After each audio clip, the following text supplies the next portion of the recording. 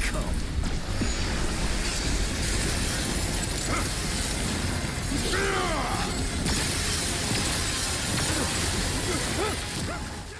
What's up, my fellow Remnant 2 gamers?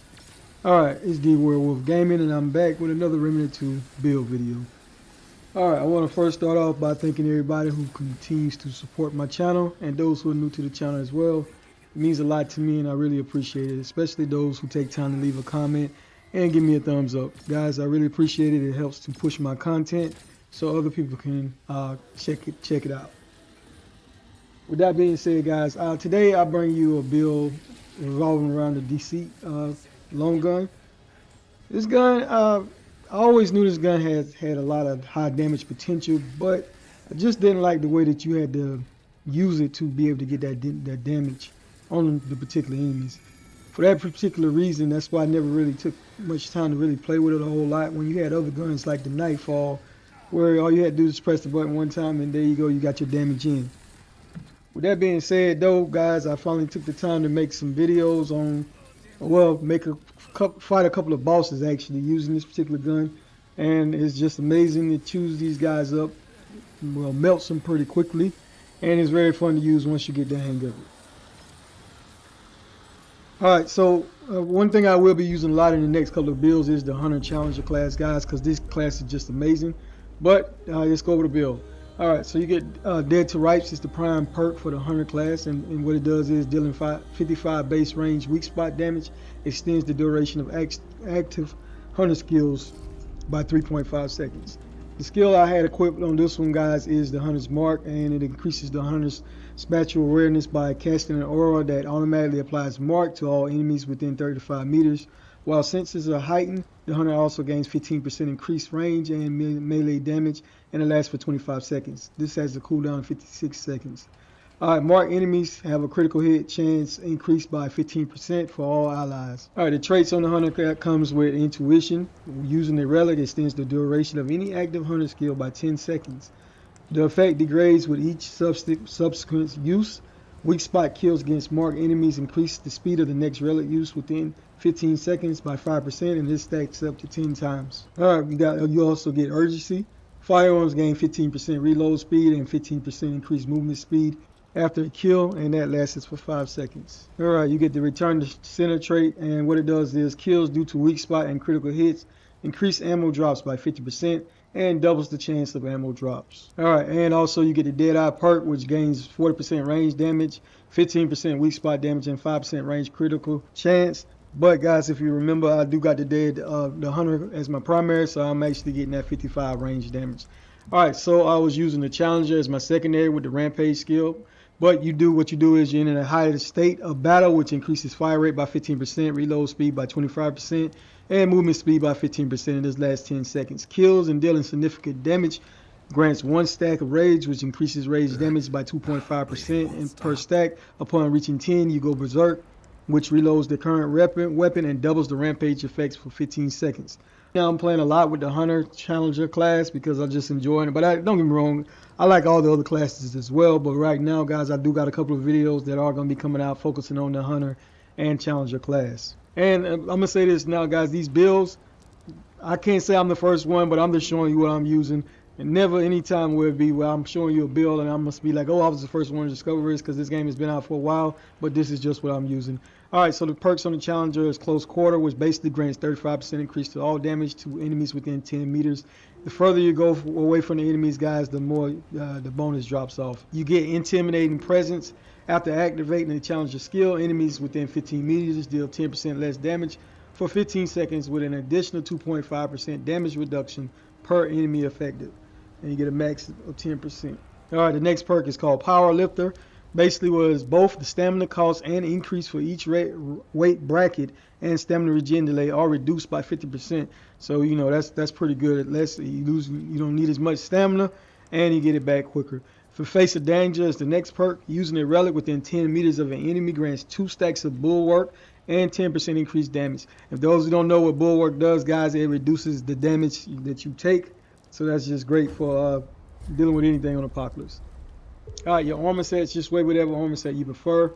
I was wearing the Crimson Red gear set, guys, but it's whatever you prefer. I like to usually play with the medium range armor. That way it doesn't mess with my roll or my dodge. But the Shield of Heart, I enjoy using the Shield of Heart, guys, because it gives you a shield of 100% of max health, and this lasts for 20 seconds, or unless the shield is damaged. I had weak spot damage on mod. I had 20% range damage and minus 10 mod cost, which I was switching it out, going back and forth between range and range crit damage. So just use whichever one works best for you. Depending on the boss, guys, that's when I was changing it out, because some bosses are a little harder than the other ones, and the ones I want to take down pretty quickly, I would change that out. All right, the main star of this particular build is the Deceit long gun, and what it does is a pinpoint accurate split barrel rifle that fires two penetrating rails, high base damage, but cannot score a weak spot hit. Alright, and you get the Ouroboros as the trait. It conjures 3 swords fragments that encircle the wielder for 30 seconds. Performing a melee attack lets a fragment taint the blood of the target, causing all attacks to register as weak spots. So this is what makes it so amazing. Even though you can't get weak spots without using the trait, the ability, once you do, guys, you get an amazing amount of damage. I was using this with twisting rounds to increase the range damage of this weapon to bleeding target by 20%. And the weapon's range, weak spot, and range critical hits apply bleed, dealing 600 bleed over 10 seconds. It's amazing, one of my favorite guns to use in the game. Alright, the melee sword, I like using the hero sword, guys, because you're able to throw that blade, that energy wave real quickly and be able to apply that melee, so you can use the bonus from using the Deceit weapon. But what it does is charge attack uses stamina to release an energy wave projectile, allowing the wielder to strike enemies from much further away. And I pair this with Vampire Blade to increase melee damage by 25% while within 10 meters of a bleeding entity. Melee hits versus bleeding targets will lifesteal 3% of base damage dealt. So you're getting a little bit of lifesteal from using that mutator. Alright, the Nebula, I like using this more for AoE, guys, just to keep, because you know, a lot of these bosses you deal with a lot of ads. So mainly that's the main reason I use it, but it releases Nano Swarm that attack the enemy, and it lasts for 15 seconds. And the Maelstrom mod, I'm using that just mainly to do a little bit of more elemental damage and be able to get my mod power generation and up pretty quickly. Overall, just amazing for ad clearing and just, you know, keeping some of those enemies off you while you try to tackle the boss. But like with any particular handgun, guys, or weapon, just use whichever weapon works best for you. All right, so for one of the bosses, guys, I was using the bisected ring, so I could have got unlimited stamina. So one of the fights, I believe the first boss I fought, I did have this ring on because this guy, you know, he's really relentless, and I needed to be able to move pretty quickly. Only thing is, you will get increased damage. Now, I do advise that, you know, go with any other ring that's going to give you more damage, like the Burden of the Destroyer. Just amazing, you get increased damage by 15%, but you do lose some of that ideal range by 25%. But you are using the Hunter class, so you don't have to worry about it as much because you are getting some of that range back by using the Hunter as your prime class. Alright, and if you wanted to get your mod back quickly, you could have easily used the Fair and Sigils ring. Critical hits and weak spot generate 10% additional mod power. Now, this particular ring here, the Ring of Flawed Beauty, is the one I enjoy using the most because it increases range weak spot damage by 25%. But when you miss a shot, you do lose a little bit of that range damage. But guys, overall, when you're tackling those bosses, that just melts them pretty quickly. Get some pretty big damage numbers using that ring. I enjoy using it. A lot of my builds now, I do include that ring. Either that or the Destroyer. Alright, so the next ring I was using was the Atonement Full ring. And if you don't know, guys, it comes from the new DLC, but it inflicts bleeding status upon you. But you do get 10% critical hit for the bleed. Alright, Xania's Malice is a must for this build. You get up to 30% weak spot damage when this stacks occur. Alright, and the probability core as well, you get up to 30% critical damage. So just amazing for this particular build. And the Night Reaver's Grudge is, I like being able to move pretty quickly, so you gain that haste and you get 20% critical hit chance. Because you're getting bleed applied to you guys, that's why you're going to always have that haste and that 20% increase in critical hit chance because of the Atonement Full ring and using the Night Reaver's, the Grudge. Alright. So let's take a look at my stats. As you can see, I had a fire rate of 7%, critical damage of 80%, range damage of 40%, overall bonus damage 15%, melee damage was 25%, attack speed 7%, weak spot damage is 30%, crit chance was 30% as well. So that's how I was able to get some of those big numbers and tear up, basically chew down some of these bosses pretty quickly. Also, don't forget to use your Mud Tooth tonic to increase your health by 25. And or just use whichever tonic you prefer, guys. Some people like using the one to get the mod back quicker, or so just go whichever one works best for you.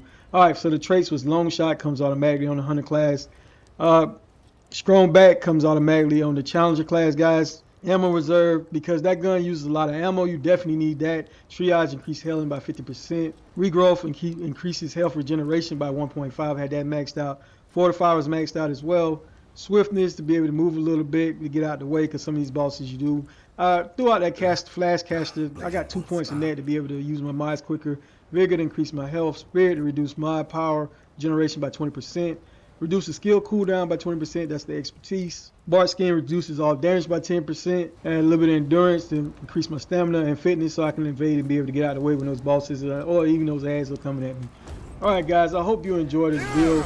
Again, I'm not going to say I was the first one to discover this build or anything. It's just a build that I enjoy using. It's very fun to use. Alright, thank you for taking the time to come and watch my video today. D Werewolf out.